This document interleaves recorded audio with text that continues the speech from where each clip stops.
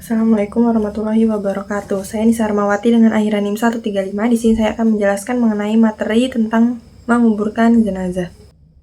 Sebelum kita menguburkan jenazah, tentunya kita akan mempersiapkan lubang kuburnya terlebih dahulu. Nah, dalam mempersiapkan lubang kubur itu, kita harus memperhatikan beberapa hal sesuai dengan ketentuan syariat Islam. Yang pertama itu, kita menentukan kedalaman lubang kubur. Jadi, lubang kubur yang kita buat itu harus dalam. Nah, kedalaman lubang kubur itu harus setinggi orang yang berdiri di dalam dengan tangan melambai ke atas. Sedangkan untuk lebarnya itu berukuran 1 hasta lebih 1 jengkal, ya setara kira-kira 50 cm. Nah, lubang kubur ini kita buat dalam itu agar menghindari terciumnya aroma busuk ketika jenazah mengalami proses pembusukan. Selain itu agar terhindar dari tanah longsor. Terus bentuk lubangnya itu juga kita perhatikan agar panjang lubangnya itu cukup dengan jenazah yang sesuai dengan tinggi badannya. Terus kalau tanahnya keras itu disunahkan untuk membuat liang lahat di dalam liang kubur. Maksudnya itu lubangnya itu dibuat di dinding kubur sebelah kiblat, ya agar dapat cukup meletakkan jenazahnya. Terus nanti setelah itu ditutup menggunakan papan kayu.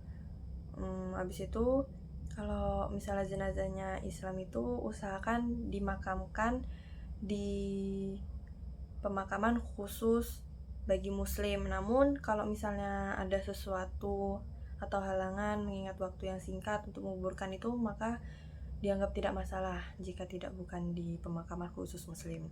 Nah, terus waktu menguburkannya itu juga harus kita perhatikan.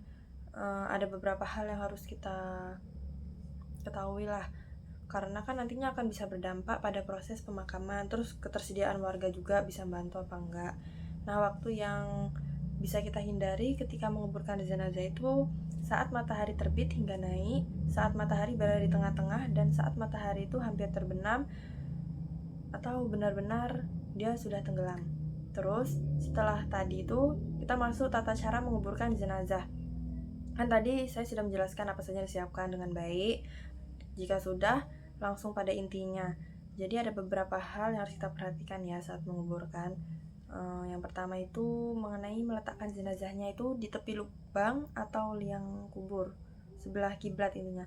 Lalu ditaruh dengan papan kayu. Posisinya agak miring supaya jenazahnya itu tidak langsung tertimpa dengan tanah.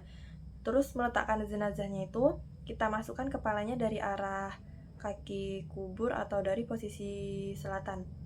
Terus posisi jenazahnya itu miring ke kanan menghadap kiblat dengan tubuh yang ditopang dengan papan kayu. Tujuannya itu agar jenazah tidak terlentang.